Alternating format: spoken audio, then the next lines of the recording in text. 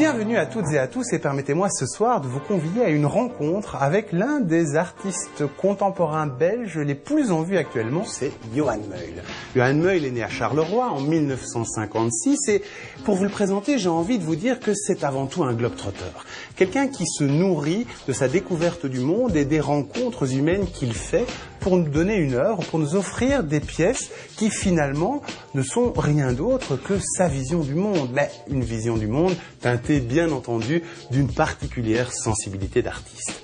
Alors toutes ces œuvres, on peut les classer dans deux grandes catégories. Tout d'abord, la première, ce sont les sculptures assemblages, espèces de sculptures à taille humaine et qu'il compose avec des objets de récupération. D'ailleurs, son atelier, c'est un peu l'antre d'un brocanteur.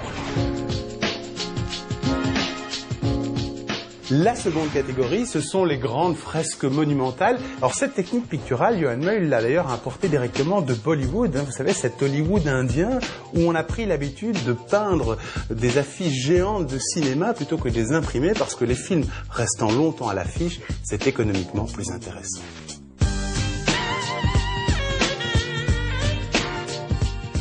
Depuis le milieu des années 90, Johan Muyl s'est donc mis à réaliser de grandes fresques et c'est ce qu'il a choisi de proposer lorsqu'il a reçu la commande d'une œuvre publique à installer sur le terminal de bus de la gare du Nord de Bruxelles, 1600 mètres carrés, ça n'était pas rien à faire et l'œuvre a vraiment réclamé un travail monumental, presque aussi important que sa taille. 3 années, pas moins, pour réaliser 17 000 clichés photographiques, 1 an de travail pour réaliser la maquette infographique de l'œuvre et puis 1 année entière de peinture pour réaliser les fresques.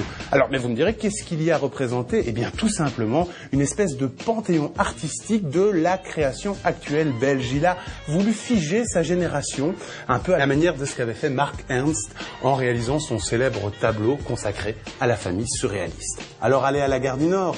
Vous y verrez Benoît Poelvoorde, Arnaud, Yann Fabre ou encore Balogi, mais passez-y un peu de temps.